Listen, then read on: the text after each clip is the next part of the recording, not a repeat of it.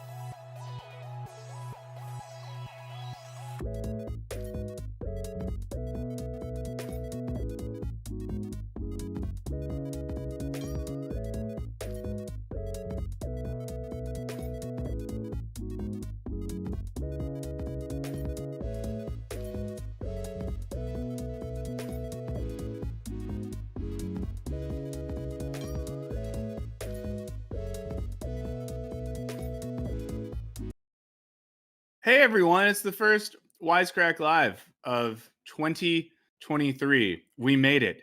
It's me, Michael Burns, here with producer Henry, doing the thing that we do, which is doing this, which is doing Wisecrack Live. If you've never been here before, if one of your New Year's resolutions was to check out Wisecrack Live, then really happy to have you here. We talk about stuff. We talk about the internet. We talk about videos on the internet, news, content. We hang out in the chat. Adam H says, I did not know Henry was a Southern boy in the chat. Julia moved a meeting to make sure they could be here. What's up to everyone in the chat? John, this is their last off work stream for a while. Wow, and Letter W says Henry is a modern Renaissance man. So thanks to everyone in the chat. If you're noticing green names in the chat, green names, it's because they are members of the channel. That's the thing you can do. We can talk about more later. Someone asked if they can call me Mikey. You cannot. You cannot call me Mikey. So it's been a while since we were together. Fun news. If you were on last stream where we talked about the best movies of 2022, if you have not checked that out already, go back. Also, yeah, like the stream. Someone in the chat is noting that as well. Like the stream. It helps us, etc., etc. Our great buddy Raymond Creamer from who used to be the host of Show Me the Meaning, is now the host of Cinemythology, was on last time. We talked about our favorite movies of the year. So if you haven't checked that one out, you can still go do it if you want to go back and watch some of our favorite movies of the year. I feel, Henry, like the controversial thing that happened that day is maybe that we didn't get into Top Gun. I saw some comments that seemed to imply that was shocking. I don't think it was shocking, but I was gonna say lack of Top Gun, and I did since see Decision to Leave, and there's so much to talk about that movie, but sometime down the line. Oh yeah. Well, and here's my other news of the year. There is a movie that I had not seen when we did our list that I would add now, and this is probably my spiciest take. My spiciest take is that I would add Babylon to my top 10. Without question, without hesitation. I know that it did really poorly in theaters, and a lot of people say it's bad. I think it's one of the best Hollywood movies I've seen in years. I think it's wildly interesting. Have you seen it? I've not seen it, but it's the kind of bad, quote unquote bad, when I see like when I see written down, I'm like, oh no, I'm gonna like this. That's the feeling I'm getting from it, and I do like Chazelle, so we'll see. Yeah, I went into it with very limited expectation, and I loved it. Samuel watched Tar. That's awesome. But yeah, I will just say, if anyone doesn't want to see Babylon or has heard it's really bad, just go see it. It's only going to be in theaters for a very limited time because no one's seen it, because everyone just saw Avatar 9 times and has not seen that. So there you go. But what are we? Oh, go ahead. Oh no, I've only seen Avatar once, but I'm probably going to see Babylon before I go back. Yeah, I'm going to see Babylon soon because I'm afraid it's going to leave theaters again. But just a thrilling experience, and you kind of have to see it twice, kind of like Avatar, in so much as I don't know an adult who can get through that long of a film without having to use the restroom. So there you go. So what are we going to talk about today, friends? Well, we're going to talk about the Andrew Tate, Greta Thunberg stuff, which is both wild and funny and really dark. Gets very dark very quick, but it taps into a lot of things that are interesting. Gman126 asks, is Michael Burns related to Montgomery Burns? Yes, of course. When I was in, I forget what grade I was in when The Simpsons started. I'm old, so I was in elementary school, and all the kids that thought they're real smart would say like, "Oh, is Mr. Burns your dad?" And I was just like, "Fuck you," you know. I think that's what first alienated me from mainstream society, was getting bullied by kids in school, telling me that my dad was a cartoon bald man. So we're going to talk about that. Guys, we're going into the Harris hole. Now, if you have been here before, if you're a regular of Wisecrack Live, you know what it means to dive deep into the Harris hole. If this is your first time, I'm excited for you, to be honest. The Harris hole is when we explore the wild and wonderful world of internet creator Johnny Harris. We basically go into the Harris hole anytime one of his videos comes out within 24 hours of stream. This has happened, and I have not watched this video, but I know that the title of it is like, I eat Doritos for breakfast or something. It looks insane. And I'll just, you know what? I'm just going to get into this because someone keeps asking, do you still have contact with Jared? I mean, I follow him on social media and we say hi occasionally, but not really. But it's fine because I don't know. Do you talk to everyone you used to work with? I don't know. I don't think it's It's bad to not talk to everyone we used to work with. We have lives. He lives in a different country and has a great life now. So there you go. Yeah, the Harris Hole's coming, guys. So get ready. 1 second. Okay, so a few other things before we get going. I think since we were last together, nothing came out. Maybe the philosophy of Christmas video. No, that came out before our last thing. So nothing has come out on the channel since we've last been together. I'll tell you what's coming. The next few videos that are coming out. Got one we filmed yesterday on free speech, but it's basically about free speech and Twitter and the internet and how maybe we're all a little bit confused about what we think free speech is or what the elements of free speech are. Adam H has a very good point. Well, Adam H just said two great things back to back. One, we need a Harris Hole reaction icon. And two, Mike on the meds. Now the show can start. I'm not subtle. And Adam H is very attentive, so I appreciate it. Okay, so we have a video coming out on free speech. I'm kind of excited about it. I think it's good. And even in like reading the script, doing the research, editing stuff, working with our team on that one, found it pretty illuminating because I've thought for a while that we're all a little bit confused and we get mad about free speech when we're on private digital platforms that primarily serve the purpose of creating advertising revenue.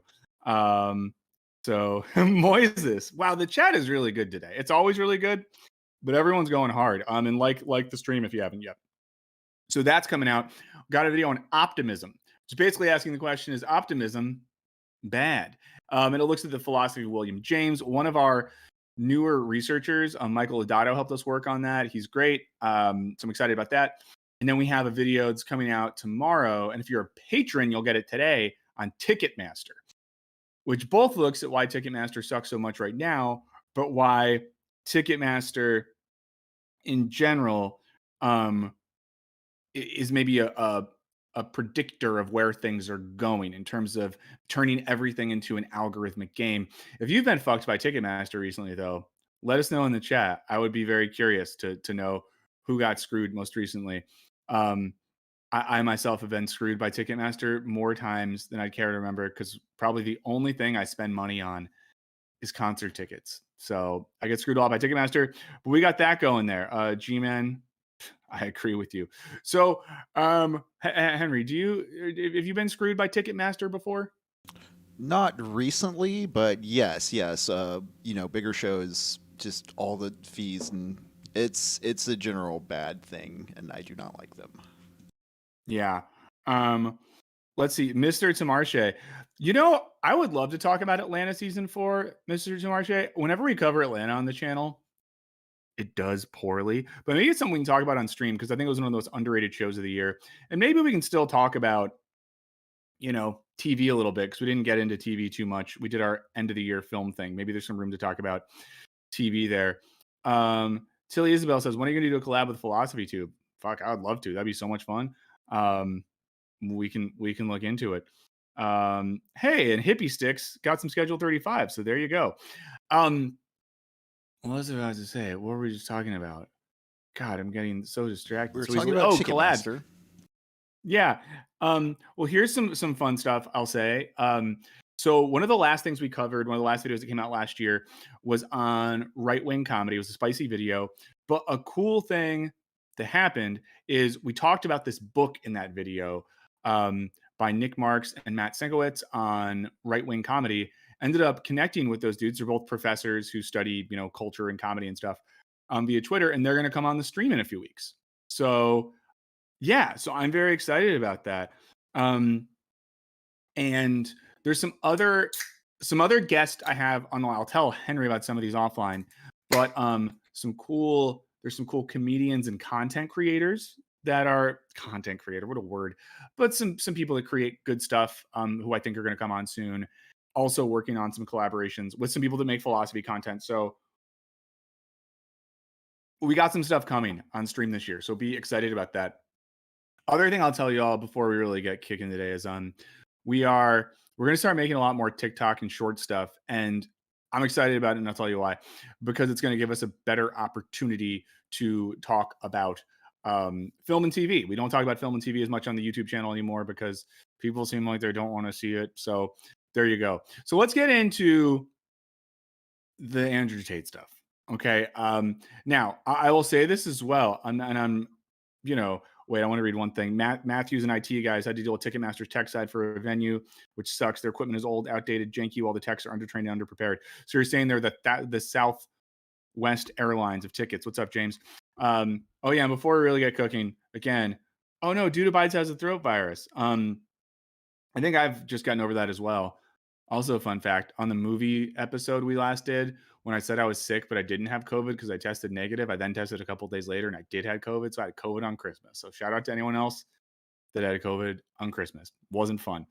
But before we get into the Tate stuff, worth noting, some of this stuff is a little dark. And to talk about Andrew Tate necessitates talking about sex trafficking and someone who's done very odious things to women.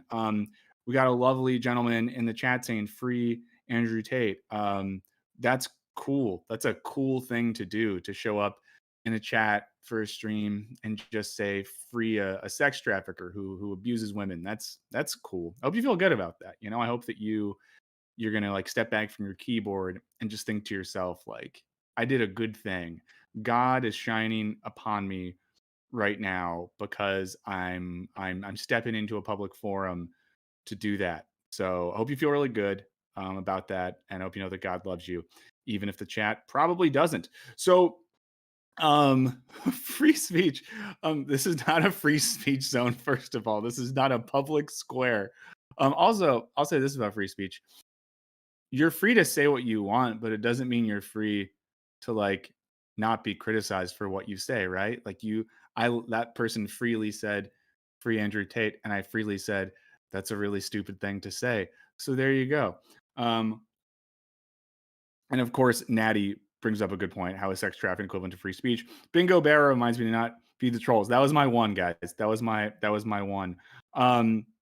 Okay, so let's get into how this started, which was a fun day on Twitter.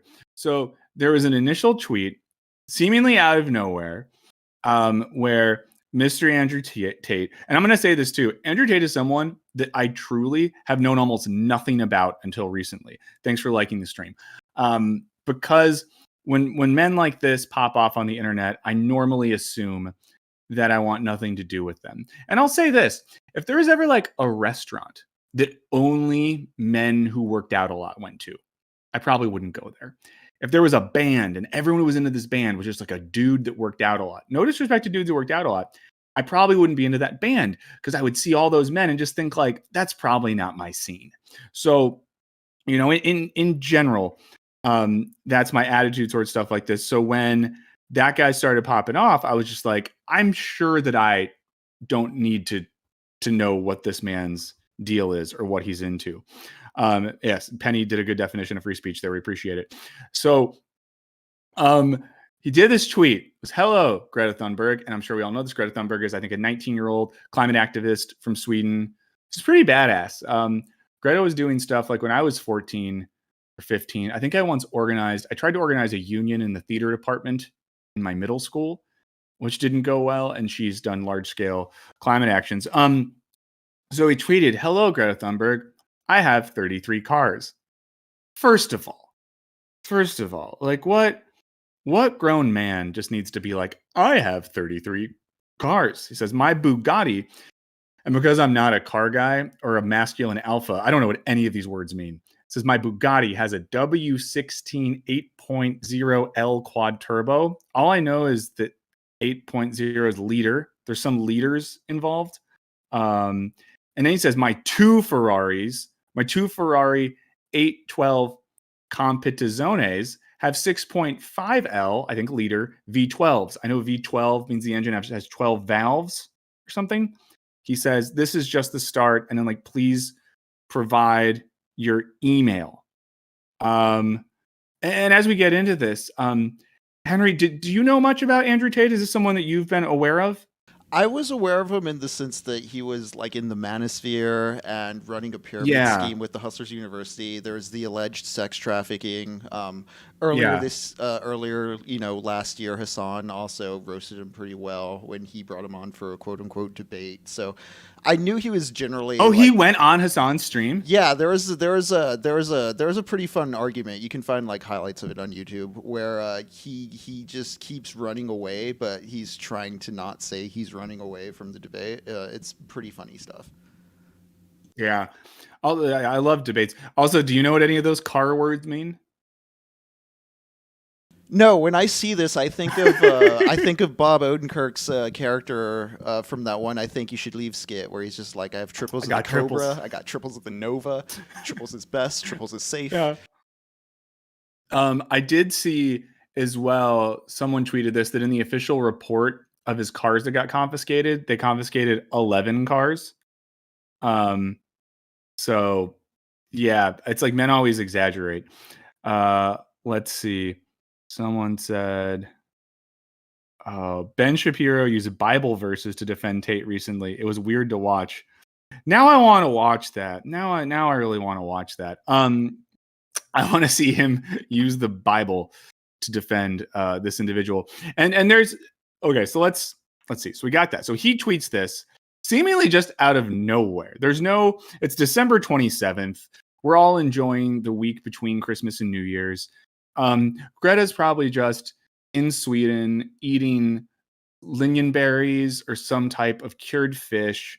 She's riding her bike. She's being a good climate activist or whatever. And she has to open up her Twitter and see this guy telling her about his cars. Also, just the idea that this man is just like, hey, young woman, here's all my cars. And Greta says, yes, please do enlighten me. Email me at smalldickenergy@getalife.com, which is just funny. I think that's a funny and pretty classic response right there. It's simple. It's to the point. She's not trying too hard. Like, he clearly put a lot of thought into it and had like a picture of him putting gas in his car. And it seems pretty clear that Greta, who probably has a life, took like 3 seconds to do that. G-Man in the chat said, Andrew Tate is proof that money doesn't buy happiness. I think that's very true. We should talk about money and happiness some other time. So that happens. The internet laughs. There was nothing else going on in the world. So we all paid attention on Twitter. He then responds with a video the next day. And the text says, thank you for confirming via your email address that you have a small penis. The world was curious. And I do agree. You should get a life. And then he posts this video where he's in a leather chair in a wooden office, like he's the dean of a private school for boys in New Hampshire. And he's smoking a cigar. And he says a bunch of dumb stuff. And then he asks for someone to bring a pizza to him. And someone brings a pizza to him on the thing, which is fine. I think when I first saw that, I thought that was a weird move. But then when you look at the pizza box, you note like, oh, that's there's another language on there that is not a language that I know. And it turns out the pizza box indicates that he's in Romania because Jerry's Pizza is I guess a Romanian chain. Thanks for liking the stream, everyone. Really appreciate it.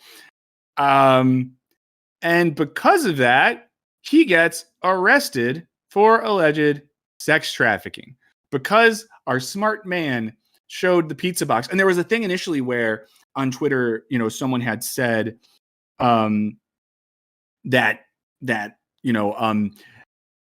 pizza boxes what gave him away. Someone said, oh, it's not true, but it turned out to be true. Letter W said, can we take a second to take in that he tried to wow her with ostentatious behavior totally coded by capitalism? Yeah. Look at how many cars I have. Look at my leather chair and my cigar. Also, though, with the pizza thing, if you're trying to be a fancy rich man, wouldn't you want like caviar? Or if you're trying to troll a climate activist, put a big steak in front of you because steak is, raising cows, I guess, can be bad for the climate. Okay, let's see. Kevin Wall said that pizza box story is what tipped off the police who tweeted previously that he was in Romania. There you go. Paul said the real Pizzagate. Let's see. Sorry, just catching up with the chat. Just a great chat. Union Forever says, frankly, I'll take Dave Bautista from Glass Onion over Andrew Tate any day of the week. At least Bautista's arc ends well. Also, Glass Onion, fun movie. Okay, so at this point, the story is like a weird Twitter story that we're all enjoying because there's nothing else to do. Henry, you want to look at the BBC article now? I'll pull it up on my end and we can read that. Let's see. Oh, Dude Abides brings up that it's similar to a Sopranos episodes. There you go. Also, when people talk about money as well, like I'm not someone who has a lot of money, not someone who probably will ever have a lot of money. I'll tell you, if I ever had a ton of money, I'm not going to get 33 cars. That's not a good investment. I don't know if anyone here is a person that knows about investments. I just feel like there's better things you could spend money on. Okay, so, and I'll just say this, at this point, when all this is happening on Twitter, and again, like I've said before, this is someone who I've not paid attention to because in general, I don't really get into things that only jacked dudes that drink protein shakes like. I'm not saying the dudes who are jacked and drink protein shakes are bad. I'm saying that any cultural phenomenon that is only enjoyed by that specific group of people is something that I'm probably not into. The same way that a certain jacked dude with protein shakes might see people going to, like, I don't know, a Grateful Dead cover band concert and art show and be like, that's not for me. And that's totally fine. Let's see. Awesome. John says it's time to harass Michael's employer to get him a raise again.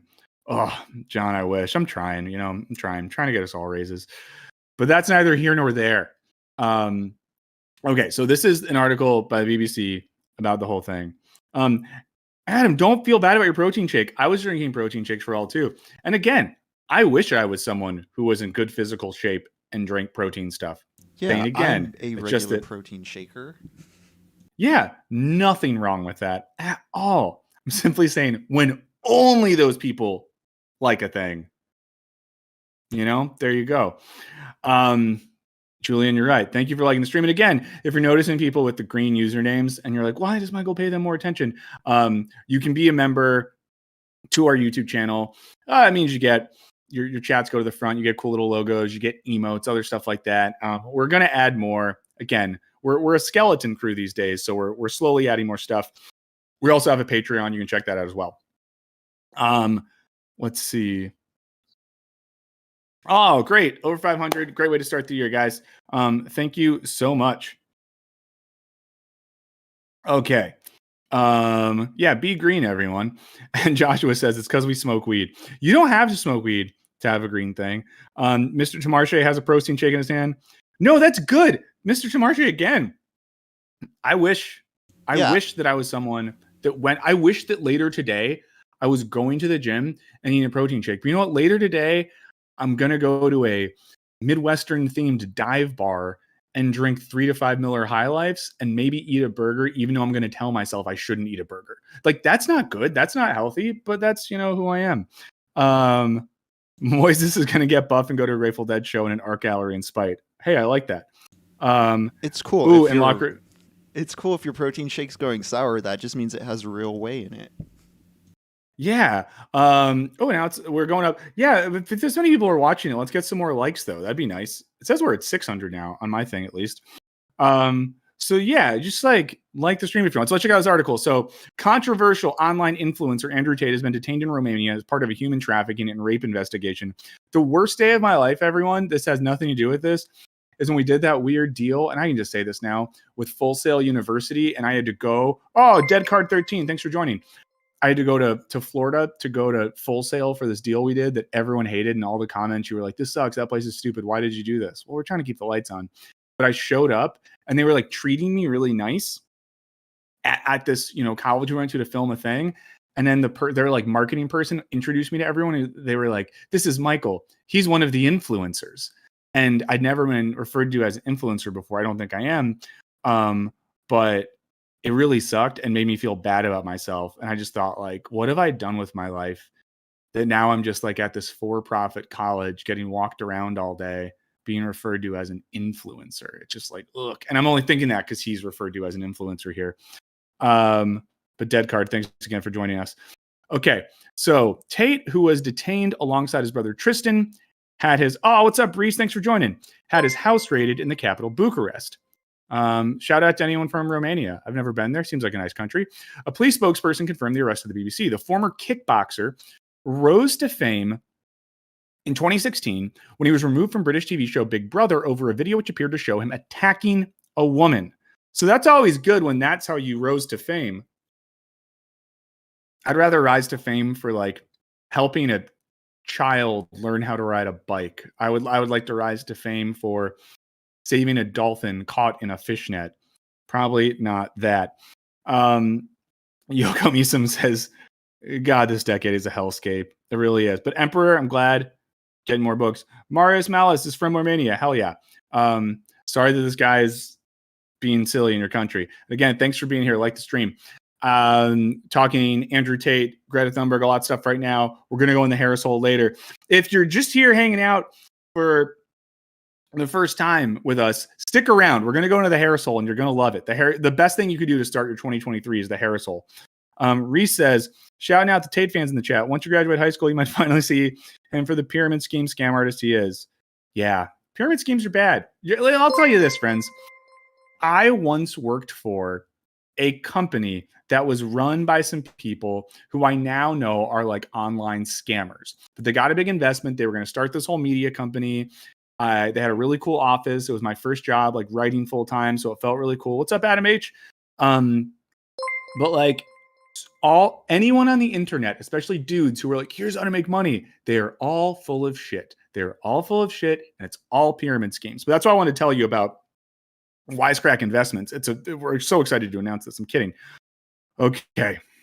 Let's keep going. We're going to the Harris hole, guys. You don't even know. Okay, back to this article. Thanks for being here. Like the stream. A police spokesperson confirmed the arrest of the BBC. Oh, sorry. He went on to gain notoriety online, with Twitter banning him for saying women should bear responsibility for being sexually assaulted. That's a cool guy to like. What a cool guy to like. He's since been reinstated. So again, he got back on Twitter during the Musk era. Despite social media bans, he gained popularity, particularly among young men, by promoting an ultra-masculine, ultra-luxurious lifestyle.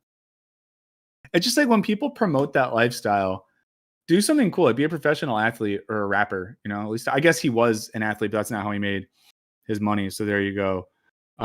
Full of poo-poo. Yes, Welshie Corgi. I'm sorry for swearing. My bad. Let's see. He regularly appeared in videos of the fleet of expensive sports cars and private jets and enjoying expensive holidays. I mean, so I'm like, act like you've been there before. If you need to stunt like that and act like you're rich and special, it's more about you. You know, it's more about you. And again, thanks for being here, everyone. Speaking to the BBC, a spokesperson for the Directorate for Investigating Organized Crime and Terrorism, or DICIT, said prosecutors had applied to hold an influencer at a detention center for an additional 30 days. A judge will rule on the application on Friday. The brothers have been under investigation since April alongside two Romanian nationals. They maintain their right to silence. Okay, here's a quote about what they're up to. The four suspects appeared to have created an organized crime group with the purpose of recruiting, housing, and exploiting women by forcing them to create pornographic content meant to be seen on specialized websites for a cost. Wow. And this is someone people look up to. Video on social media showed Tate and his brother being led away from a luxury villa. Let's see. Later, a tweet was sent from Andrew Tate alluding to the Matrix. The Matrix sent their agents, the post said. The account also retweeted Matrix memes posted by Twitter owner Elon Musk. What do people think the Matrix is about? When people watch the Matrix these days, I'm sorry for yelling. Why is it that the worst people think that the Matrix is somehow about like woke corporate media holding them down? That's not what the movie's about. The people must know the truth that I own 33 cars. This is radical knowledge.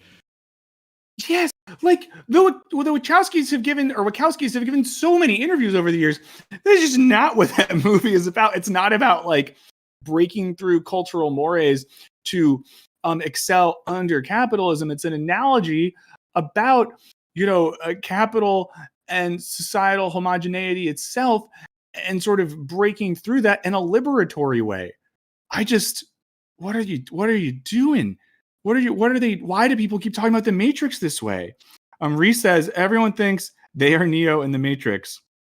Like everyone thinks they're the main character in Idiocracy. The weirdest thing too about the Matrix fan base is the worst fans aren't the people who take the franchise as a whole, which typically like it's very specifically the first movie. Yeah. I mean, again, if you want to know about the Matrix, we made some videos about it. Oh boy. Wow. I'll just say I'm not gonna respond directly to people in the chat, but I will say that someone said Tate should read more Beauregard. Oh, Tate also tweeted that people shouldn't read books, that like books are bad and like alphas don't read books because they're out there living it. They're out there living it. But I guess he watches that. Yeah. Let's see. Someone says, you make it sound like Agent Smith is not the hero of the movie. There you go. Danny said, you're an influencer. You influence us. Have a nice day. Thanks. Also, violate UN rules of engagement Latin America. Union Forever says the Matrix is a Rorschach test of your own alienation. Yeah, that's very, very true. Only betas read books, except the Bible and the Art of the Deal. And there's I'll say this too. There's a clip that I think I don't want to show on stream because it's kind of intense and I don't want to bum anyone out, but I think it's maybe worth watching. And maybe if you're one of the people who's in this chat right now, maybe you're just like watching and you're just like, oh, look at this guy, he's such a coward, such a cuck, classic Agent Smith behavior. Vice News has a full thing coming out. They put a clip on YouTube today, interviewing a woman who was abused and forced into sex work by Andrew Tate. I watched it earlier.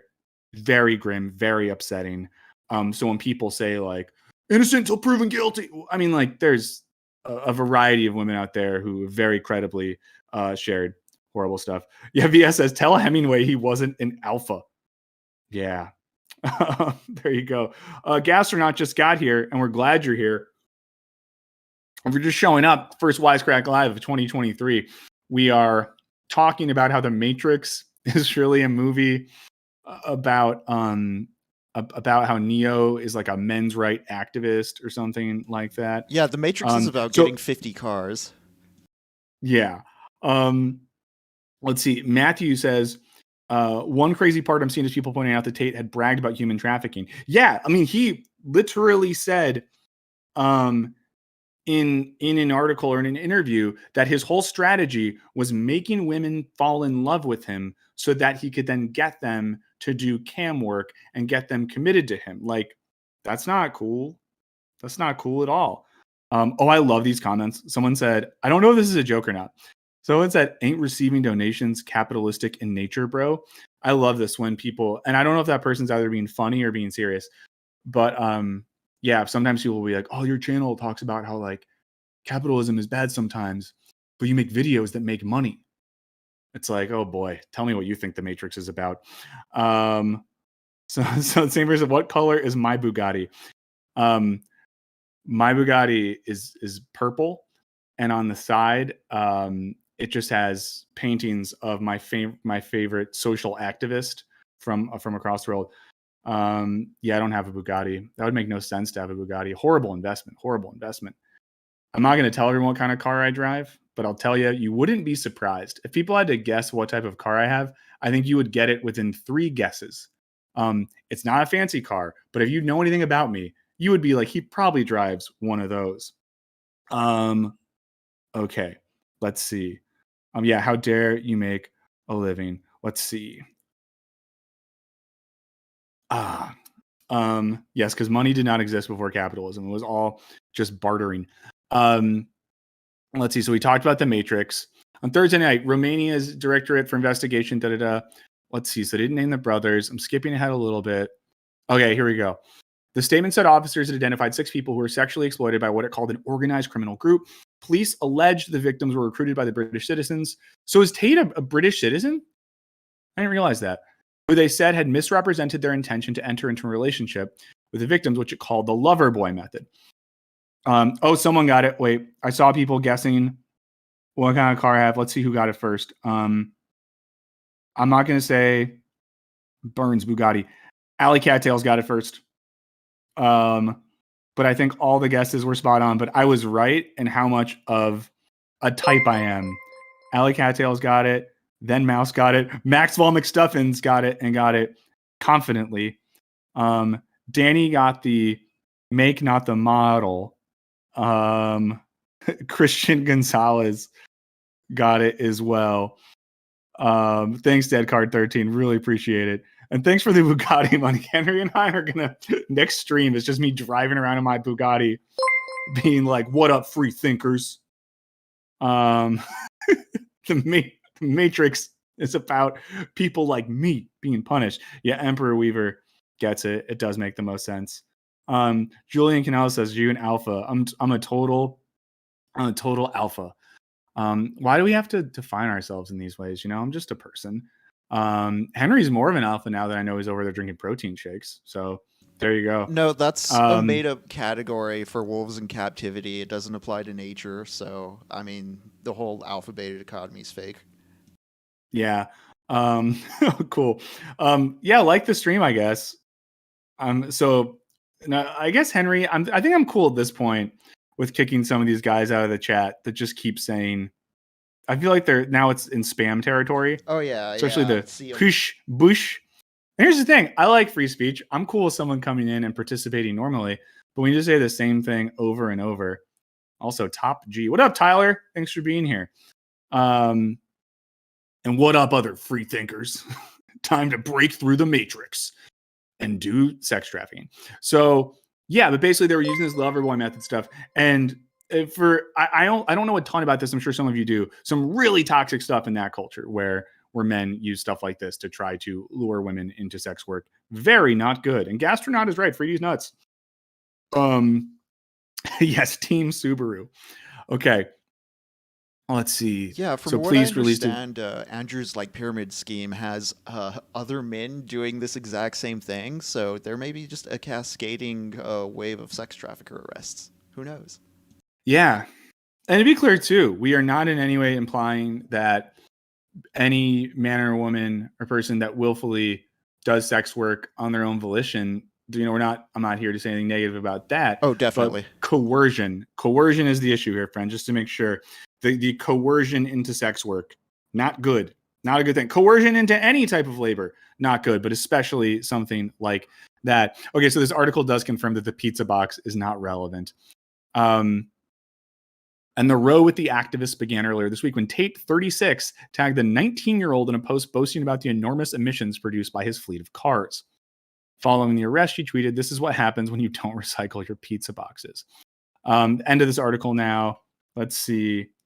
Someone says, "Damn, Julia." Yeah, it says when Julia was in university, approached for cam work and later found out of sex trafficking. I mean, yeah, that's like the crazy thing. The mechanisms by which largely men lure people into sex trafficking, not good. Not good. Or no, not good. That would just be a double negative. Not good. So prior to his worldwide notoriety, Tate, a British citizen who was born in the U.S., fought professionally as a kickboxer and won world titles. In 2016, he entered the Big Brother house, but was removed after a video appeared to show him hitting a woman with a belt. Cool hero. Cool top G right there, free thinkers. At the time of expulsion, he said the video had been edited, calling it a total lie. He's been banned from social media platforms like YouTube, Facebook, and Instagram, with TikTok removing him, saying misogyny is a hateful ideology that not be tolerated. He'd been banned from Twitter, but was recently allowed back following Musk's takeover. Wow, there you go. I would say, maybe not the best guy, but it's one of those classic internet things where something. Oh, Gastronaut says, "But why Greta Thunberg? Am I missing something?" As far as I understand this, he just wanted to troll someone and about why he has the most cars, and he decided to troll her because she's a famous climate activist.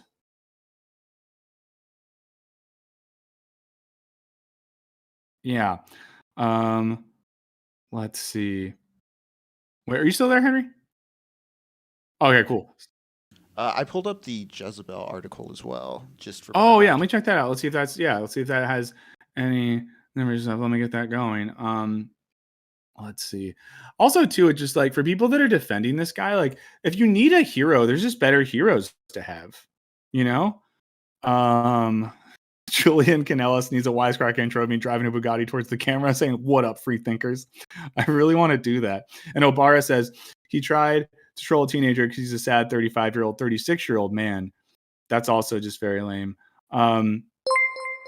But hey, everyone, for real, just get better heroes. Like, and if you're someone who's in here right now, and if you're just like, but I like this guy. He made me feel empowered. He made me feel good about myself. Whatever.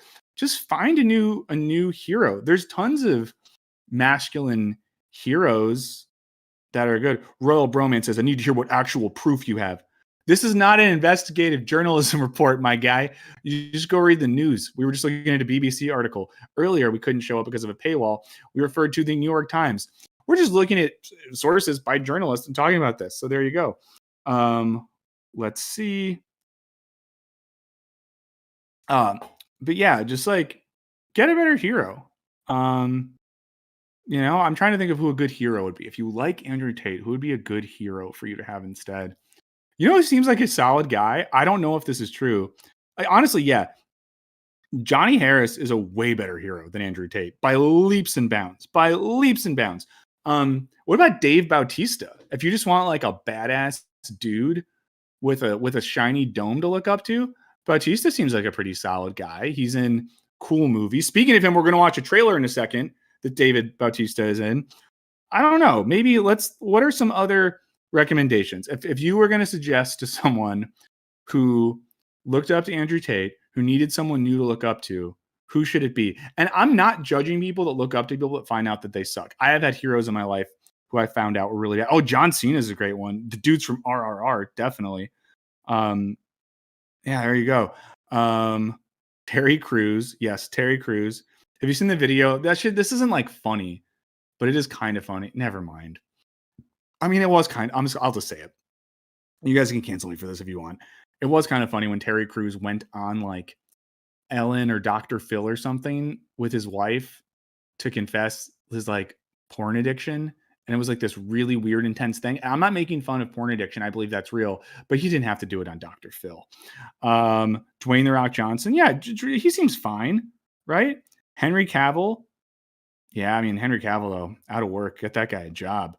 Sander Ray says me. So Sander, if you want to get off of Tate, get on to Sander. Yeah, so those are some people you can look up to. Okay, so there's a Jezebel article. Someone said MacGyver. Yeah, be into fictional people. Pele is a good person. Rest in peace. So this Jezebel article says things are still going swimmingly for misogynist social media influencer Andrew Tate arrested by Romanian authorities. He's in a 30-day jail sentence. Let's see. So when that person in this chat says, "What color is your Bugatti?" he was quoting his hero at me.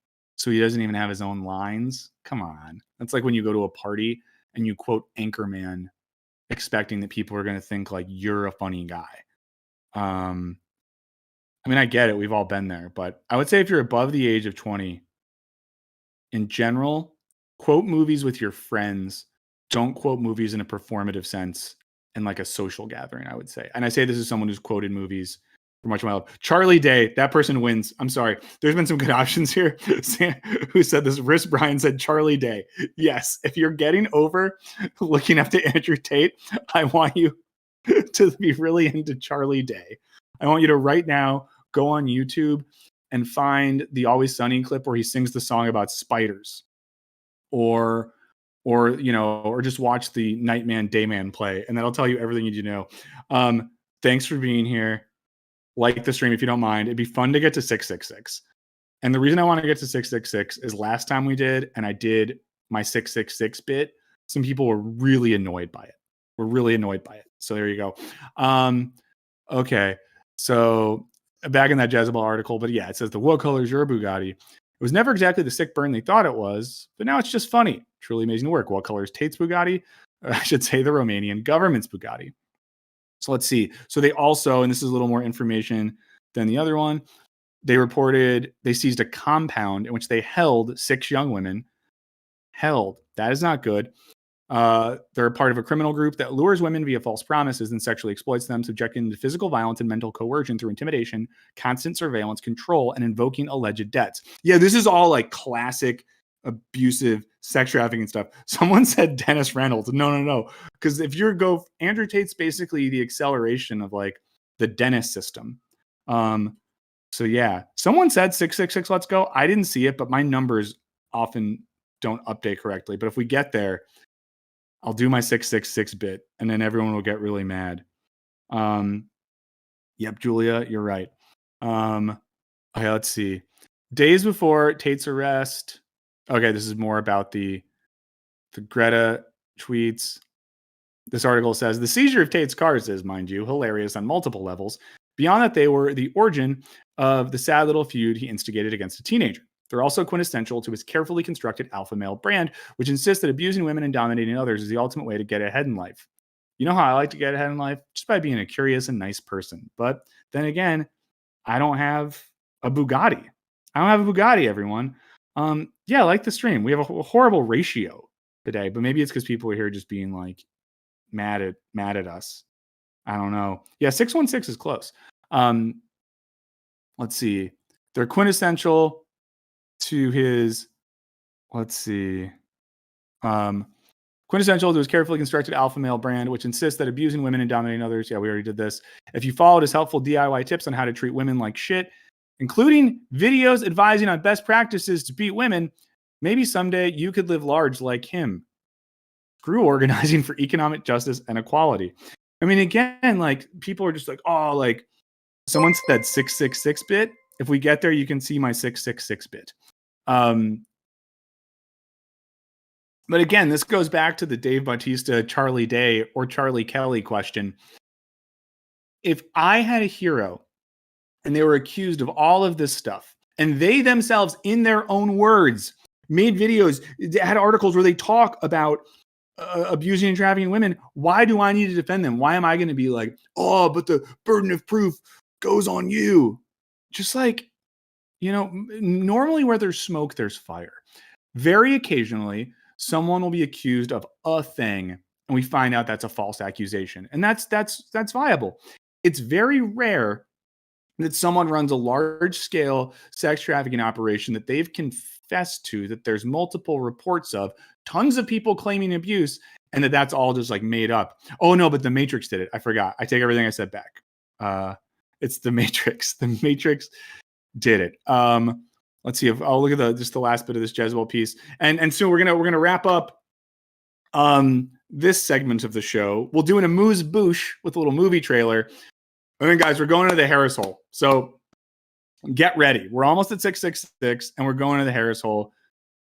Yeah, 2023 is gonna rip, guys. It's gonna rip. Yeah. Also, don't brag about your crimes online. This is something I've learned from years of studying culture, watching The Wire, listening to lots of rap music. Real criminals shut the fuck up. They don't talk about their crimes. A smart criminal who's running, like, let's say, like a drug operation, you don't brag about it. You have shell businesses to launder your money and hide it. It's just like, what are you doing? I like, there's fun stuff happening in the chat. There's just fun stuff happening in the chat, and that's all I'm going to say. We're almost to the Harris hole. So again, if you want a green username, you can join the channel if you want. And yes, rap snitches 100%. Shouts to MF Doom, rest in peace. Wow, Saga just came into the chat with amazing energy. And Penny said, yeah, rule number 4, don't write down your crimes. And letter W, yes, letter W gets me. Self-snitching is a Burns classic. You can't self-snitch. Never self-snitch. Just keep your mouth shut. Okay, end of this Jezebel article. Of course, living like Tate means rotting in jail and forfeiting all symbols of vast opulent wealth. I mean, you know what it is, though? This reminds me of a certain type of religious logic, right? Because there's a thing that comes out of a certain branch of Christianity, And again, I have lots of sympathies for religion. I've studied it. I'm not doing like weird alpha atheist stuff. But there is a persecution complex baked into certain types of religion, especially American evangelicalism. We see this in the God's Not Dead movies. Yes, Moises says real G's move in silence like lasagna, classic Wayne line. But in those God's Not Dead movies, right, you see this ideology in which certain religious people use their victimization to create a persecution complex and say, oh, people are shutting us down because we're good. No, maybe you just did like a bad thing.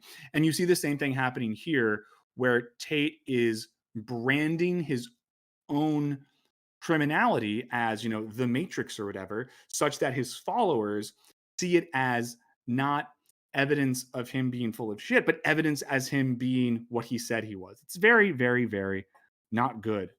Hell, it's gonna be a top G without self-snitching. Okay, let's see.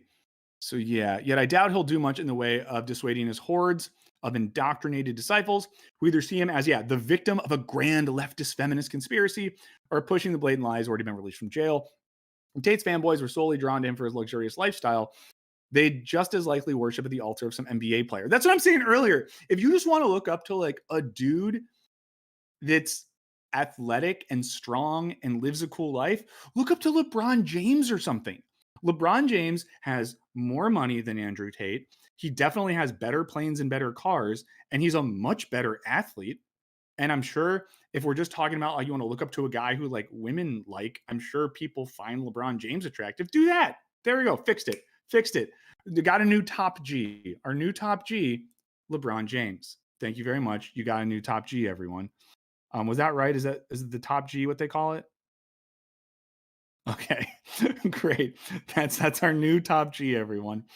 If Tate's fanboy, so but they're actually drawn to his violent misogyny, the one thing the Romanian government can't take away from him. And I do think that's a good point in this Jezebel piece, that like if the point was you're looking up to someone because they are talented, athletic, handsome, rich, they have nice material objects, why would it be him?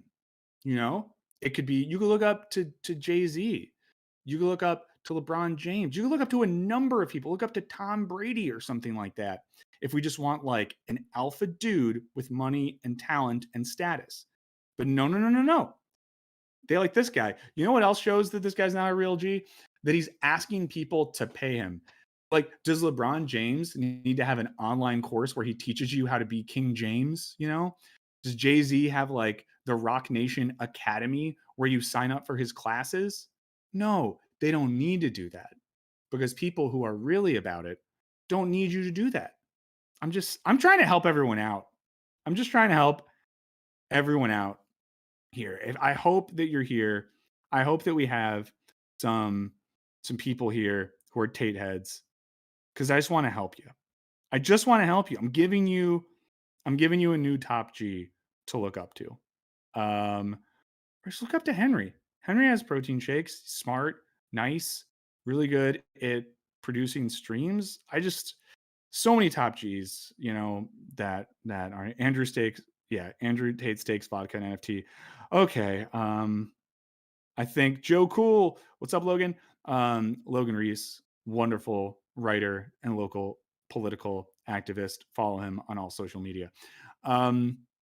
I guess I got nothing else on this one. We're at the noon point, right? I think I'm done talking about this. So yeah, let's see. Yeah, but also people want like, oh, you know what? Someone brought this up. Tom Brady is a scammer. You're right, because I was saying about how like Jay-Z and LeBron James would never have a course. Tom Brady has TB12. He's a scammer. So totally right. I'm glad that someone brought that up. I'm just gonna switch. I'm gonna stick with LeBron James. And also, if you take one thing away from this, guys, look up to people. This is a principle something my dad would say sometimes. My dad's passed away. He's with the ancestors now. My dad would say, act like you've been there before. Now, I know I often quote philosophers and stuff. That's not really a philosophical principle, but I do think it goes with some like Greek or pre-Socratic logic of avoiding hubris. but just act like you've been there before. And don't trust people who don't act like they've been there before, meaning you can't operate with a certain level of just calm confidence and not a need to show off. Like I could show off. I could be like, "Oh, I drive a Subaru. I have a leased Subaru. I'm a pimp." But I don't need to do that. I just confidently drive my baseline cheapest possible Subaru around town, monitoring my gas mileage and using apps on my phone to find out where the cheapest gas in town is so I can save money. But I don't brag about that because I don't want people to be jealous of my lifestyle. Julia says, maybe don't look up to anyone. Yeah. Oh, Mr. Tamarche says, look up Donovan Mitchell. Yeah, Donovan Mitchell will be a cool person to look up to. He's also a gamer, which is fun. Oh, guys, and just very kind comments in the chat. My dad passed away a very long time ago. Let's think. 12 years ago, 13, quite a while ago, but he said some good stuff. Another thing he said, which applies to Andrew Tate, but I will say that my dad is an old Midwestern Irish Catholic guy, had some like misogynist mindset stuff, you know, but he would refer to some men as, he'd be like, that guy's, I can tell that guy's never been punched in the face before or something like that. And Tate, even though you could say like, oh, Tate's a kickboxer, but he has that vibe of someone who's never just been like humbled, who just has that cocky energy. Oh, I hate it. Shout out. Yeah, letter W says the Subaru is a frame suspended over my Bugatti. Yeah, what color is your Bugatti? It's Subaru colored. Mother effer. There you go. Brent says, I'm gonna be honest, I think what draws young men to people like Tate is someone who's controversy, like someone lots of people hate, does promote the anti-establishment rebel part of young men's brains. No, I get that. And someone points out that I'm also not worthy of what's Mitsubishi, and you're right. God, we keep getting so close to 666, but people don't want the bit. Let's watch a movie trailer. So I'll get this low down, pause it. I'm curious what everyone's thoughts are on M. Night Shyamalan. Once I had a nickname in grad school, and my friend Anthony called me Anthony Paul Smith, really interesting writer. If you want to read about philosophy, nature, theology in really weird ways, look up the work of Anthony Paul Smith.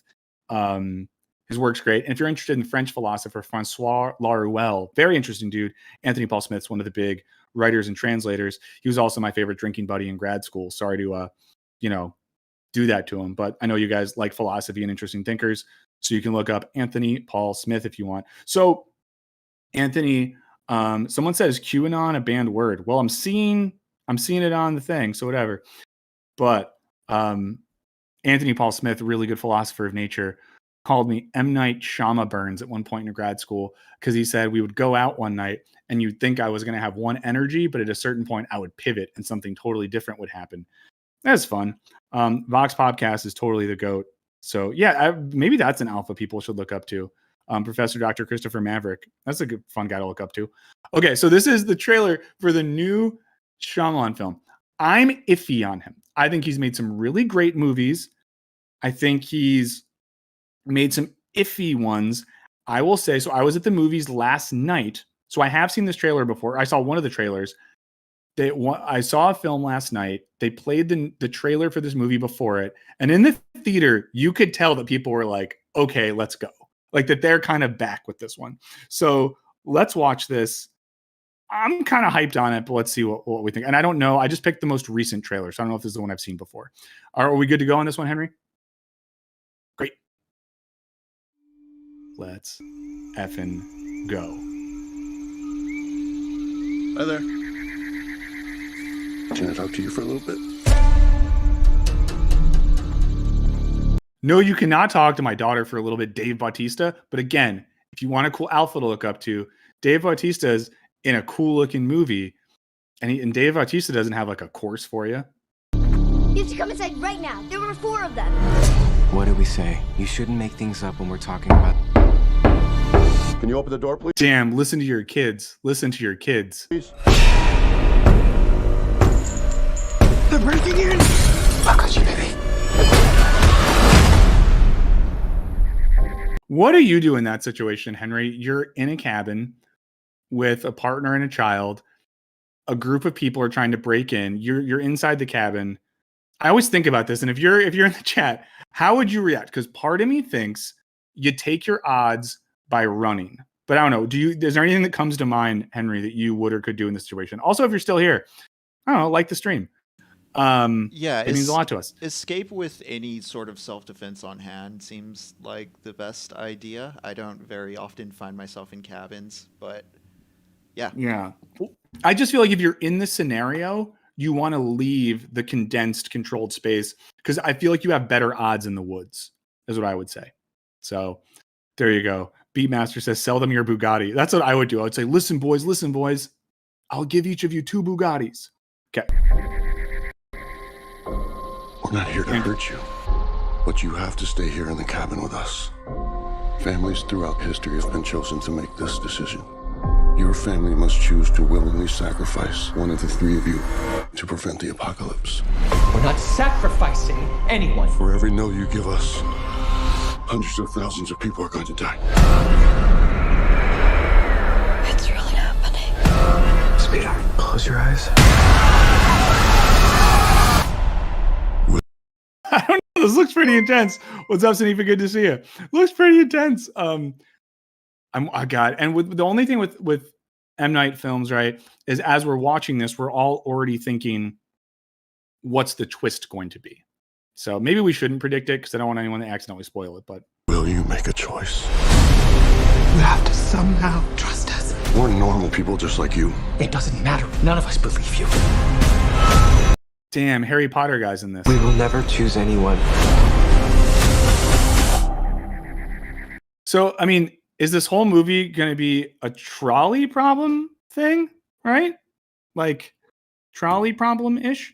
I'm sure many of us know what the trolley problem is. It's a classic ethical scenario in which we say, you know, do you not make a choice and kill 10 people, or you make a choice to actively kill one person and save the others? I find it to be one of the worst ethical metaphors there is, but maybe that's what this movie's about.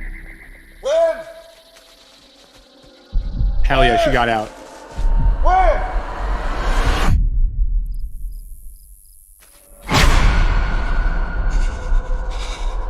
I'm afraid the rule is that no one's allowed to leave until you choose.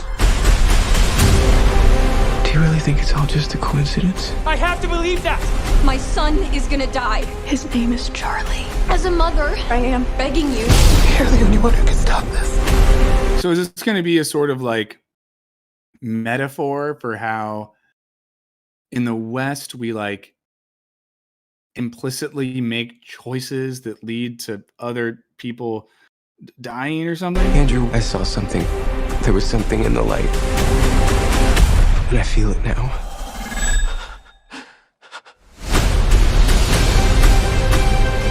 I'm taking my family and I'm leaving. If you fail to choose, Oh, that guy's a gun. if you fail to choose, the world will perish. We've been given the chance to decide the fate of everyone. Time's running out on the world. I'm scared. There is nothing more flawed and perfect in this world than our family. Please make a choice. Always together. Always together. I will ask for the last time. Will you make a choice?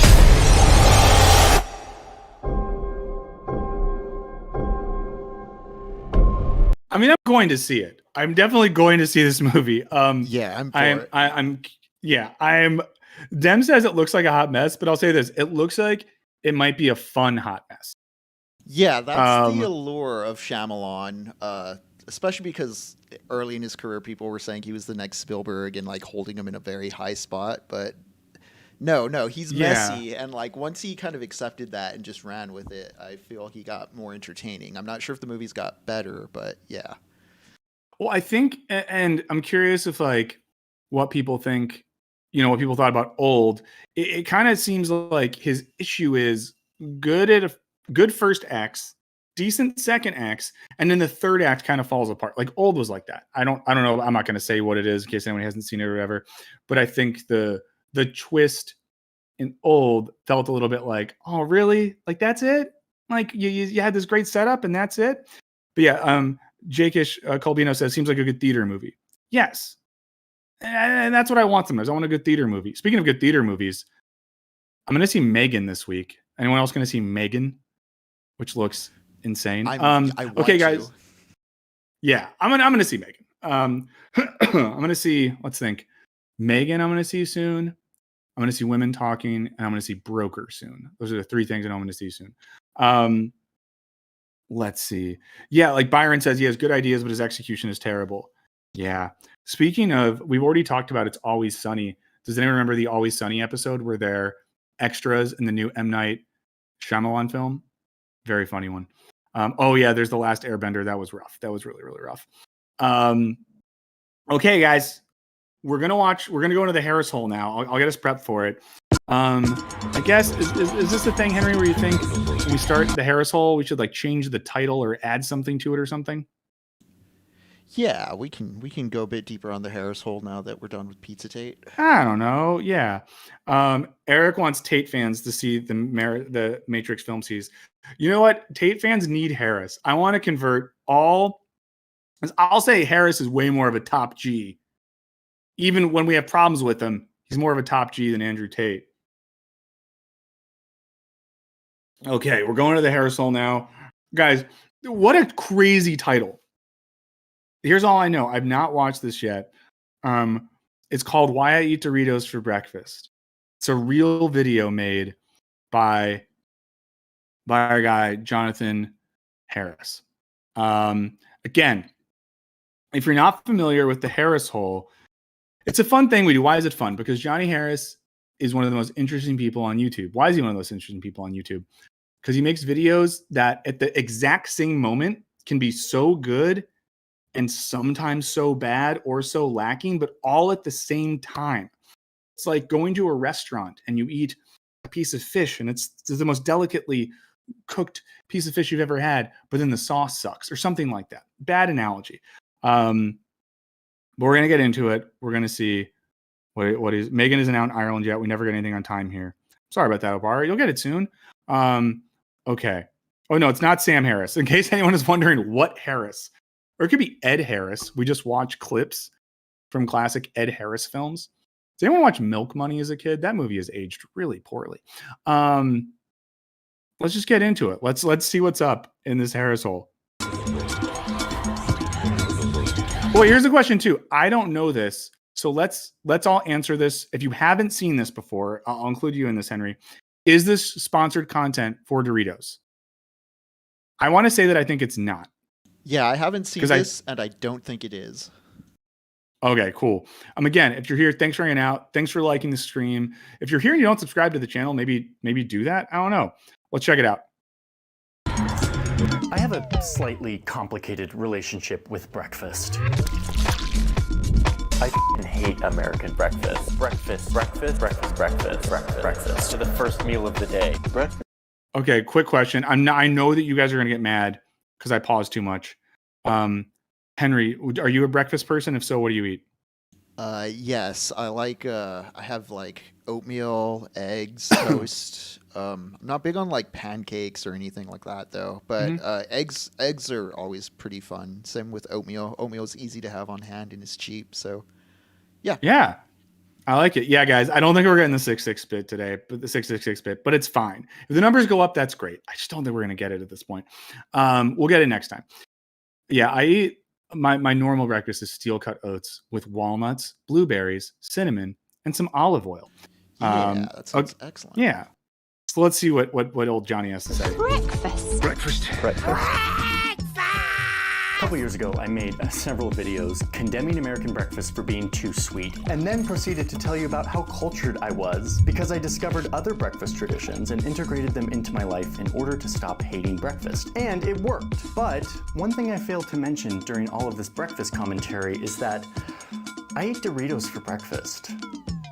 Like all the time. Doritos? That just sounds so unhealthy. I feel like I would feel like shit. And yes, I'm very regular, whoever brought that up.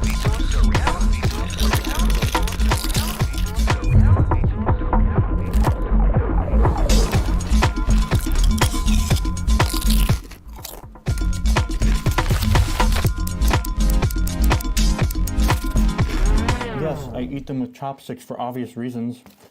See my fingers? Squeaky clean. He's really good. This is like it's like a new genre of Harris right here. We're behind the scenes. We're getting into his personal life. I guess we're not breaking fourth walls because all YouTube videos are predicated on the breaking of the fourth wall. But you know what I mean. Wait, I got to tell you something really quick. I made a video about China and the United States and their economic war over microchips. It's really insane. That video is live right now. You can go watch it on Nebula. In fact, you can watch every one of my videos a week early, and it costs you just over $1 a month using Oh, so it's a Nebula. We got a Nebula ad going. a hack that I will explain at the end of the video. For now, let's just keep swimming in a sea of Doritos. She has no idea where he's going, but this would be a good one to watch on a little bit of drugs.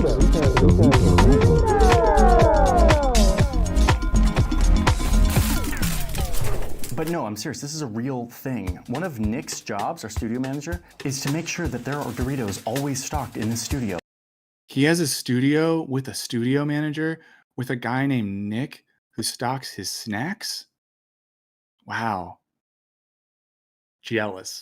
And to be honest, he does an excellent job. You like your job, Nick? I love my job. You better love your job, dude. Yeah, work every day. Nick has another part of his job that's slightly related, I'm now realizing. I'll tell you about that later. I was recently at a wedding in Canada, getting slightly rowdy, and during the party, Whoa.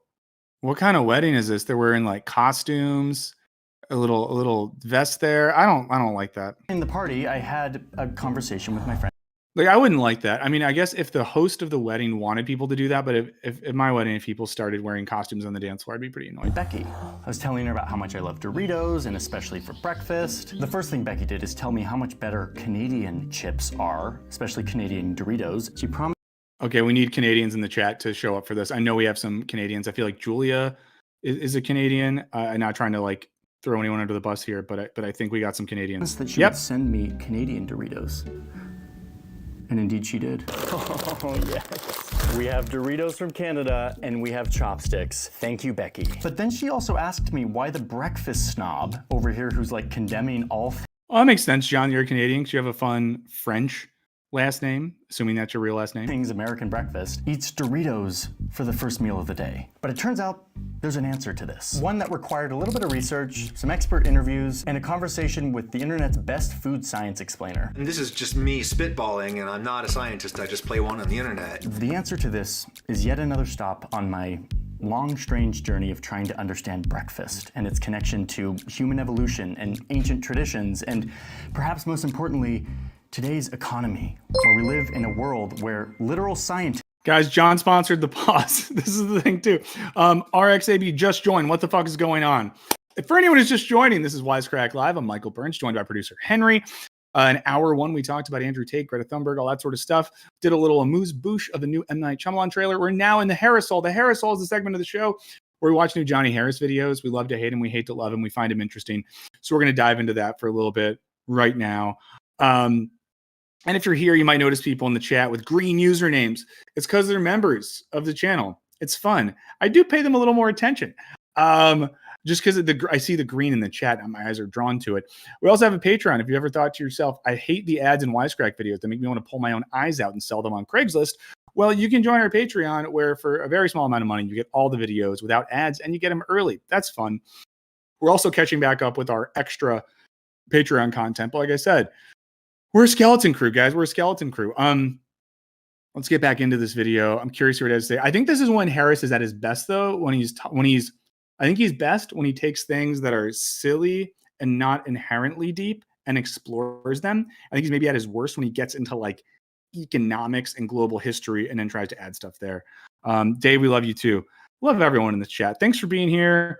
And again, if you're here, like the stream. Okay, good question. Grandma's Good Boy says, once we're in the Harris Hole, do we ever get out? Just curious where this is headed or if we're ending in the Harris Hole today. Sometimes we end in the hole. Other times we work our way out of the hole before the end of the stream. I cannot guarantee you either way. I would never want to lie to you about that. But often the Harris Hole, it leads us into interesting places. I'll say that. It's kind of like in Christopher Nolan's Interstellar, when McConaughey goes into the black hole and there's like different points he's popping out, different stuff he's seen. It's sort of like that. to sit around and engineer food so that we can't get enough of it. Try Doritos. They taste as good as they crunch. He's in a better place now. It's corn, tomato, onions, and spices. Dorito!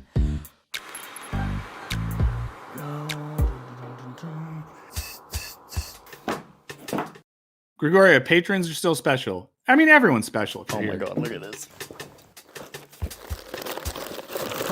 Oh, yes. Dear Johnny, hope you like cheese. P.S. Congrats again on the Emmy.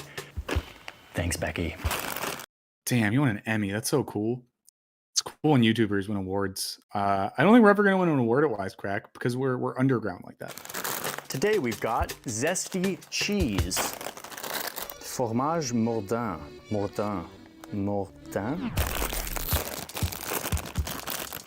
Zesty cheese. He didn't use his chopsticks. It's like nacho cheese with a kick. Oh yeah, this is good. Ooh, they're extra salty too. The cornerstone of any nutritious breakfast. This is amazing. Canada kills it with chips. Okay, let's get this started. I think first we need to talk about Doritos. Cool Ranch flavored Doritos brand tortilla chips. Does anyone like Cool Ranch more? If you do, let us know in the chat. I'd be very curious to hear if anyone actively prefers Cool Ranch to the nacho cheese flavor. One heck of a crunch. Henry does. Really? Do you want to speak on that at all? Or, I mean, is there anything to say about it? I don't know. I'm just, that's curious. I just like the tanginess of it a bit more than just like the weird powdery artificial cheesiness of basic Doritos. Amazing. That's fun. That's very fun. Oh, Julia as well likes it more. Donnie Dio Hearts here. Hey, Donnie, we're watching the new Harris video and we're going to see where it goes. This is a Dorito. It is a James likes triangle Cool of Ranch. mashed up corn that is baked, fried, and W, coated too. with a magical cheesy powder. I didn't realize we just have the whole Cool Ranch squad here. Wow. Is Cool Ranch the top G of Doritos? I think it is. I think it's the top G of Doritos flavors. It's the Andrew Tate of Doritos. This orange dust is a mix of garlic, Romano cheese, and cheddar cheese. We got a total of 25 different ingredients on here. And in the case of Cool Ranch, no other chip tastes like Cool Ranch. It's basically the same ingredients like Cool Ranch. Jay Leno sucks. I hate Jay Leno. Which has a couple of things that I can't really pronounce here, like sodium acetate, disodium inosinate, disodium guanylate, and we put gross stuff on our bodies, guys. And crucially, both of these bags, plus Becky's Canadian flavor, contain a magic powder called monosodium glutamate. If Johnny Harris was a rapper, he could have a line about how his Bugatti's the same colors as Dorito dust. A mysterious thing that I think is at the center of why I love this so much and why I want it for breakfast.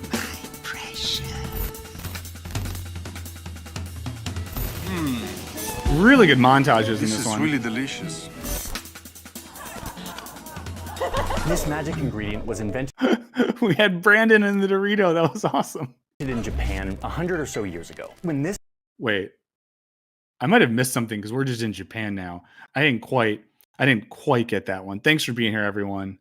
So much fun to be back. I'll just say it. We didn't stream for a few weeks. I got sick over the holidays. It really sucked. So I'm glad to be back with everyone. This Japanese cat was supposedly trying to figure out why his wife's soup tasted so damn good. He did a bunch of science and realized that it was this strip of kelp, which is basically like MSG. seaweed, but technically it's not seaweed, it's kelp. This was the key ingredient. He saw his wife put this strip of kelp in boiling water at the beginning of soup making, and then taking it out. And whatever happened during that short time made all the difference. Wait a minute. Dashi rips. If you're not someone who cooks regularly and you're getting into cooking, Dashi's a very simple way to start making good stuff. This same thing happens every Monday in my studio. Oh, it smells good in here. Nick, what you making? What do they... Miso soup from Miso Monday. Miso Monday. Every Monday we have miso soup in this office because like Doritos... They have an office with a gorgeous kitchen where someone makes a giant pot of miso soup every Monday.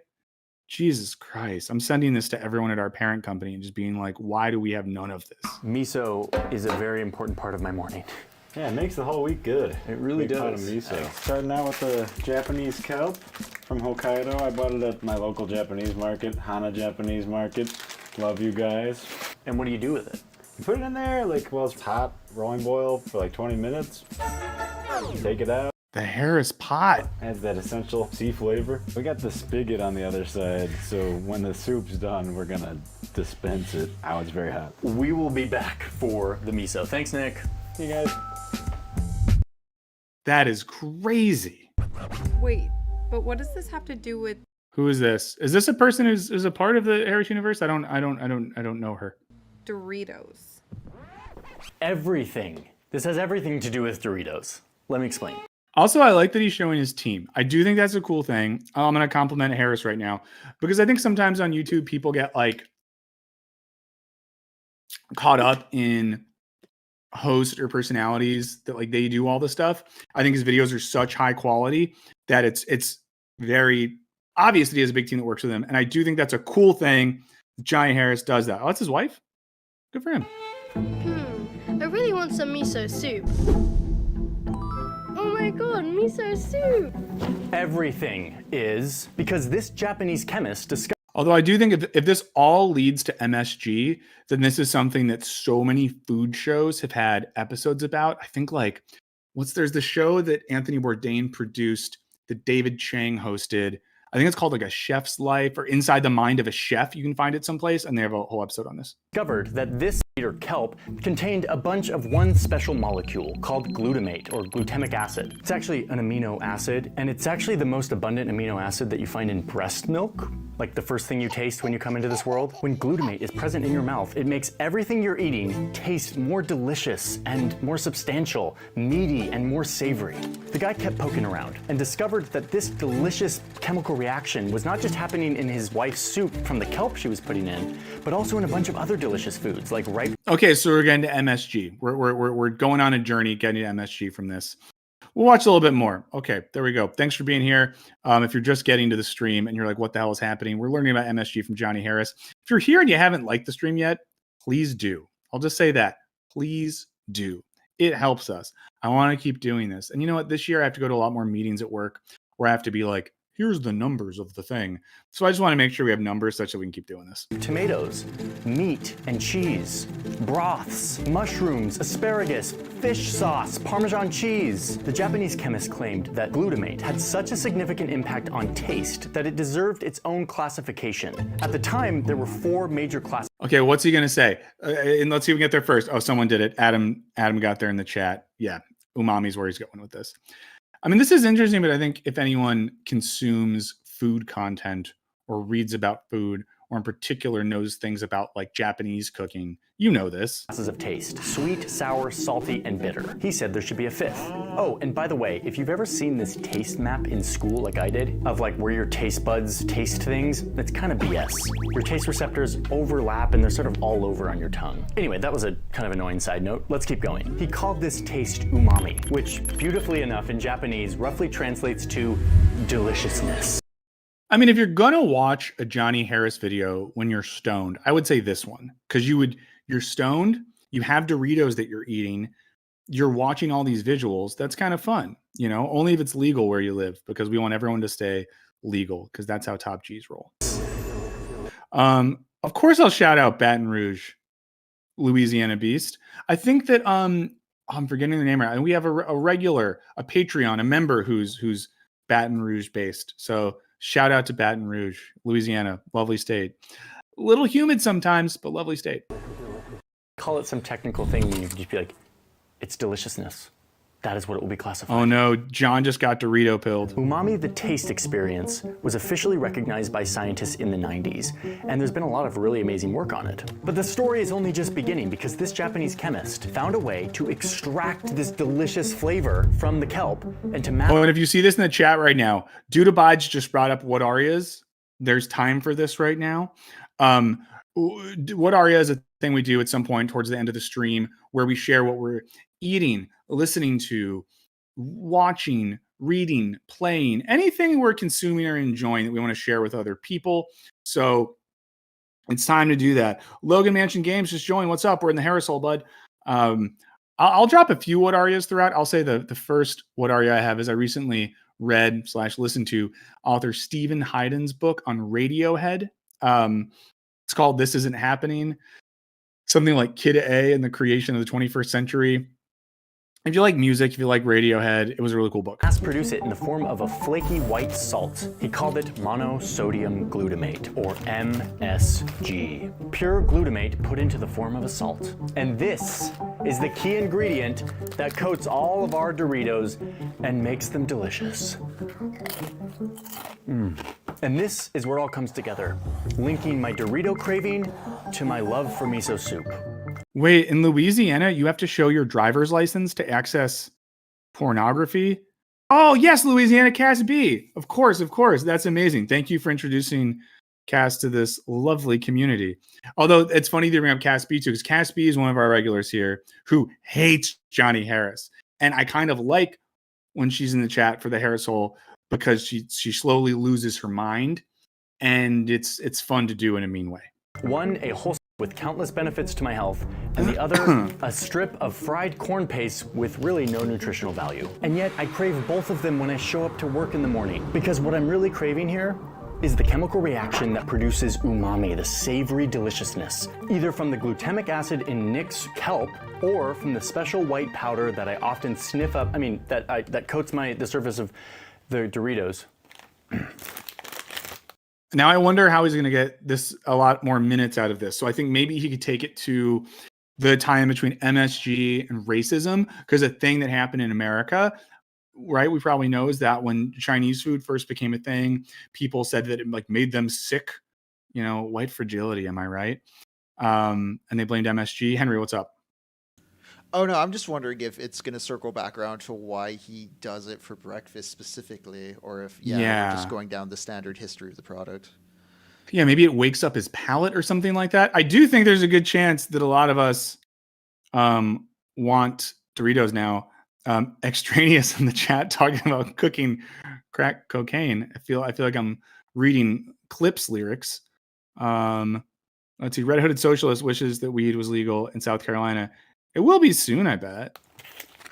And yes, Urinator, the smile is really good. Another thing I'll say for my What Are is the smile at a Tiny Desk concert. It's really good. John said how Doritos killed the British Empire. Are we doing miso soup now? I want miso soup now. Okay. He puts it. Don't mind if I No. Is he going to put those Nick, in the soup? By the way, is MSG bad for you? I don't know. Why don't you go ask Adam Ragusa? Yeah, Adam Ragusa. Oh, yeah. Someone brought up Adam Ruins Everything. Oh, here's a fun thing, guys. I don't think anyone here lives in LA. We've talked about Adam Ruins Everything and Adam Conover in here. I just found out he's performing at the comedy show I run in LA this week.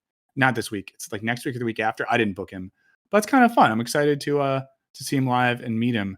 I'm kind of curious if he has seen Wisecrack, because he seems like someone who would. So maybe I'll see if he wants to come on stream sometime. Oh yeah, I should do that, right? Henry, I hate doing that. I hate being like, hey, will you come on this thing? But I think if I'm going to be in a small room with Adam Conover, who's performing at my show, probably a good opportunity to be like, hey, I do this thing. We have a stream. You want to come on sometime, right? Yeah. Hey, Adam. Oh, there we go.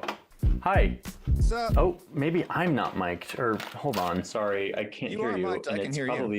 Checkity, check. I've watched your face for many hours, and it's always surreal to be like, and now the guy who I just watched talk to me is talking to me. And if you are in LA, just follow me on any of the social media stuff on Instagram and Twitter. I'll post about that show. That's what you think. Actually, I'm going to talk right past you. Yeah. Anyways. So, MSG. I got some right here. Oh, you have MSG with you right there. I do too. Look. There you go. Oh yeah. Do you have any aversion to MSG? No. I mean, it's like it's just one of the chemicals that you need. It's Yeah, Christopher brings up that I was going to shout at him when he was jogging, because he jogs in my neighborhood. Not essential, because your body can make it out of other things, but you still like it for a reason. You gotta have it, but too much of anything is not good for you, baby, said Barry White. Too much of anything is not good for you, baby. Come to think of it, he said that for the purposes of refuting it in the song, because he was saying that, in fact, he can't get enough of your love, babe. There is no too much. There is no too much. In that particular highly... With this sponsored pause, I'll say that I love this Adam the Food Guy's wallpaper. That's really great. Something I've been thinking of you know, as we keep streaming and grow, I'm gonna have to I kind of want to redo a corner of my apartment or get like a background or something like that. So you see a background soon, maybe it'll be that. They're also supposedly getting me a better camera and some lighting so I look better on stream. So hopefully that happens. A rarefied case of your love, babe. But in all other cases, too much of anything is not good for you, baby, and that includes glutamate. Talking to Adam Ragusa for an hour, the guy's deathly smart on this. And he has an entire video about MSG, the whole story, the chemistry, all of it. It's like way deeper than I will ever go on anything food related. Go watch that if you want the deep dive on MSG. But the TLDR is that MSG got branded as dangerous because of one short letter to the editor. Chinese restaurant syndrome. A rumor. All it. That Chinese restaurants were very dangerous because they were putting MSG in their Cabin, glad to see you. Also, just a reminder, we now, so everyone knows this, all the streams now, there's a live tab on our homepage, and they'll just be there. Before, they were on a playlist. They were a little bit harder to find. And I'll be honest, I think it's because some of my colleagues at the channel were like, if we're going to let Michael stream, we have to make this a little bit hard to find because he's going to go on like unhinged rants where he recommends new top G's and things like that. So now they're going to be a lot easier to find. So that's good. We're excited about that. 2023. food. Even though there wasn't evidence for that, it created this rumor that has sort of stuck with all of us today. MSG causes migraines for literally millions of people. This is really, really scary, and we do not understand the impact of MSG. MSG can cause swelling as well as chest. Oh, while we're in What Are You time, if you haven't watched the show South Side, there's a new season. I think it's probably the funniest comedy show currently being made. You can watch it on HBO Max in America, probably other places. Southside. A burning sensation and an overall feeling of weakness. RXAB says, how does a relationship work with your parent company? It's getting more intertwined. We operate autonomously as a team. They don't really have any say over our content, but they, try to get us involved in brand deals. I think now they're more interested in seeing how we can grow on like TikTok and shorts and stuff like that. The positive read on having the parent company is they can help us make money so that we can stay alive, which I think is potentially a good thing. And they share like resources and stuff like that. We film out of a shared office. What else is the relationship? I don't know. I guess that's basically it, but it's pretty chill for now. So I'll let you know if it gets bad. If it gets bad, we all know that we all know that I'll overshare. I'll self-snitch. There may be more to this public poison. A child will have permanent impairment of the brain. Oh, Pat Robertson. If you don't know who he is, good. According to some of these studies, and will grow up like 10 years old, stupid, not to mention fat. The whole thing became kind of racist and panicky, and it was also based on the fact that we called it MSG. Pat Robertson just told that woman that if your child has soup cubes, that is going to be stupid and fat. Monosodium glutamate. See you, Logan. Calling it Thanks for hanging out. When you refer to anything by its chemical name, it sounds scary. Whatever. But I'm talking to Adam for one question, which is why do I crave this stuff in the morning? We crave all kinds of things that our body needs. We are evolved to seek out the things that we need to survive. Just the simplest form of evolution you could ever imagine, The taste of umami in food signals to us that we are eating something that is protein rich. And we need protein in order to replenish our muscles and do all kinds of other. Are we ending the stream today by getting into how it's important to have protein and have big muscles? Have we gone full circle? I think it happened where we started, with maybe some criticism over the manosphere world of muscle stuff. And, we're ending there. As we wind down as well, if you haven't liked the stream yet, please do it. It helps all the way through. As always, if you have thoughts, comments, things you wish you said during stream, go to the live tab afterwards. You can leave comments on the video. If you have stuff that you want us to cover as well, I always check the comments for that. If you want to join our Discord, we have a Discord at Wisecrack. It's pretty fun. I like it quite a bit. I used to not go on a lot, and now I go on obsessively. It's probably not a good thing for me. If you're on our Patreon or if you join the YouTube channel as a member, you get hooked up on our Discord. It's pretty fun. We talk about movies, culture, ideas, books, podcast, food, other dumb stuff. And there's a whole channel just about Wisecrack Live. So we can talk about stuff that happens here. Important things in our body. We were programmed to love it and gobble it down because we need it. And this is what I've learned about my craving for Doritos in the morning. It's a big trick. What I want in the morning is protein. The salty, savory experience of umami. I don't want the sweet fluff that comes from traditional American breakfast with sweet liquid. I think that he overstates traditional American breakfast as being this like waffles with chocolate and whipped cream. I don't think that's normal. Thank you so much, Prayer Fire. Yeah, so I think he overstates it a little bit. Prayer Fire, thank you so much. It means a lot to us. Thanks for everyone who's liking and hanging out. Liquid sugar poured on it. Again, this is what has led me to bitch about American breakfast for several years. But a very uncomfortable reality is that in a busy life, making all of this food is kind of hard. Takes time, takes effort. Shout out to Nick. Thanks, Nick. Nacho cheese, Doritos brand Jordan. How much is enough? How big does this pile have to be? I happen to live at a time in history where food scientists sit around and use their brilliant science knowledge to engineer food that somehow tricks my brain into thinking it's getting the food that evolution. I like the beat in this video. Recently, I feel like people have complained about some of the music in our videos, but I like the beat in this one. Has trained my brain to crave. In other words, these chips are actually tricking my brain into thinking that I'm eating some protein-rich, wholesome meal, but clearly I'm not. There's a historian of science named Dr. Sarah Tracy in Canada. Her central a lot of Canada today on the stream as well. Thesis. MSG is definitely top G. Is that all the conversations we have about whether or not MSG is bad for you, that all kind of misses the point. All of that is small potatoes. Like the big potato is that MSG is really, really good at making. Oh, RXAB said, have you seen the Channel 5 HBO documentary by Andrew Callahan? I'm curious, have you seen the Channel 5 doc, Henry? This Place Rules? No, not yet. All right. Maybe we'll talk about that next week, everyone. We'll watch some clips. I watch it. I'm a huge Andrew Callahan fan. I've said to so many people, I think he makes the best videos on YouTube. I will say I was underwhelmed by the documentary. Maybe we'll talk about it next week.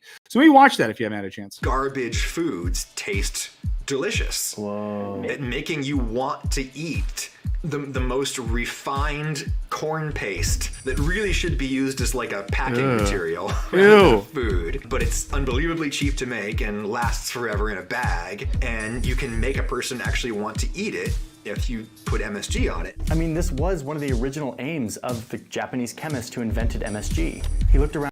Letter W.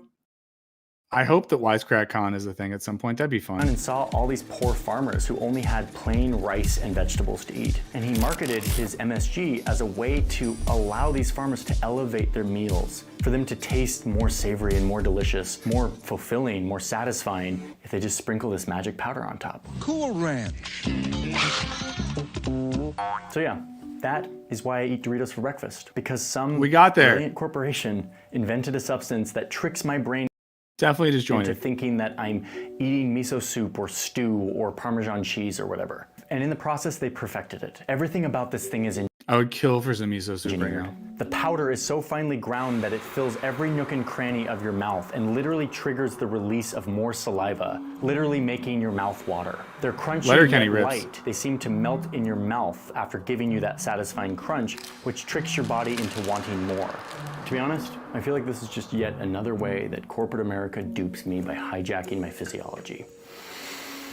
But that doesn't mean I'm gonna stop eating Doritos for breakfast. Thanks for watching, everyone. See you in the next one. The Seinfeld thing, I assume at the end of this, after the credits, he's going to talk about sponsor stuff, so we don't have to watch that. Oh yeah, it's the Nebula thing or whatever it is. There's some outtakes. We don't got to watch those. We don't need to. They're going to arrest Johnny Harris in Canada after he posted a video with a bag of ketchup Doritos. Wow. But it's indicative of the Harris thing that at the end he sort of gestures to, corporate America having some dominance over his taste buds and things like that, but then doesn't dive a little bit more into that. Prairie Fire, thank you again. Yeah, the corn paste. Corn paste is a lot. The corn paste is a lot. Julia hated the ending, not going to lie. This is fine. It was fine. What do you think, Henry, about this particular cavern of the Harris hole? Yeah, I liked this one because it was more of like an internal, why am I like this? And he's not stepping beyond his kind of like areas of knowledge or expertise that are trying to overwhelm us with maps. It's more fun in subject matter than some it of was his other pretty stuff. mapless. Yeah. It was basically mapless, right? That's huge.